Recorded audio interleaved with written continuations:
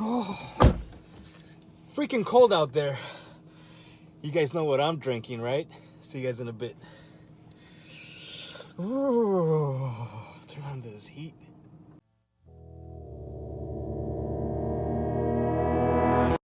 Oh, finally somewhere warm to do my whiskey reviews. Welcome back, Whiskey Questers. If you're new to the channel, my name's Antonio and this is Whiskey Quest. In this channel, I like to review whiskeys from all over the world.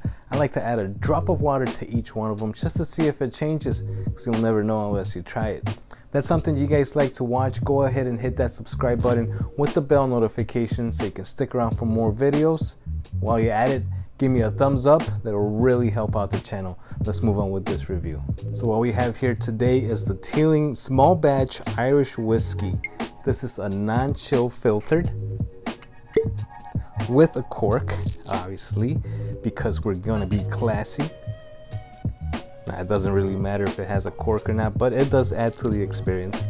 Anyways, this is a small batch whiskey. It's non-chill filtered and it's aged for 6 months in rum cask. It's an NAS whiskey, so you know it has to be a minimum of 3 years, but those were spent in an ex-bourbon barrel, and then the additional finishing was done in a rum cask. And this is bottled at 46% ABV. That's 92 proof.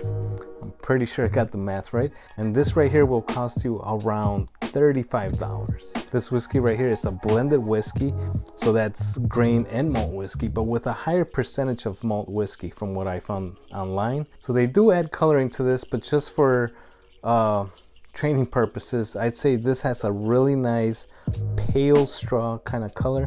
And again, it's not chill filtered, and I'm already seeing little things floating in there. So again, don't be afraid of drinking those. It's all perfectly natural. It's part of the whiskey. It's not gonna hurt you. So let's move on to the nose and we'll see what we get. All right, when I first opened this, the first thing that I smelled was like an Irish whiskey. It reminded me of the Tullamore Dew, like right away. But right after that, a lot of stuff is jumping out of the glass. And the first thing that I get up front is some sweet coconut, some vanilla, some caramel. It's chocolatey. It actually smells creamy on the nose. There's some oak coming out too. It's also fruity. There's some apples, maybe some pears. I get some marshmallow. It's a really complex nose, guys. There's brown sugar, a bit leathery. There's also a little bit of citrus in there, maybe like a mandarin kind of citrus. It's a really nice nose. All right, let's get on to the tasting. Cheers, everybody. Wonderful stuff. Can you guys guess why? Yep, because of the spice in this right here. Initially, it starts off soft and you're like, oh, okay, that's not too bad. And then all of a sudden it's like, bam, spiciness all over your mouth. That non-chill filtration really gives you a nice mouth coating, velvety mouthfeel. Right after that spice, that's more like a cinnamon spice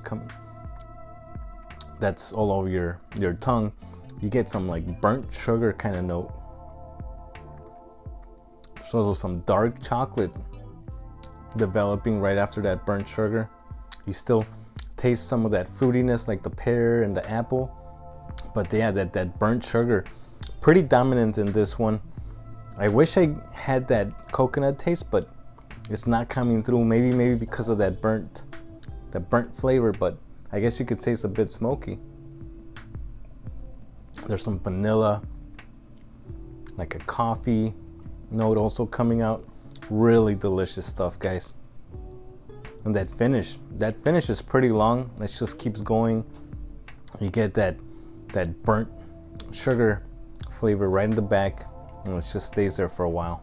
All right, so my final thoughts on this Teeling small batch Irish whiskey finished in rum casks.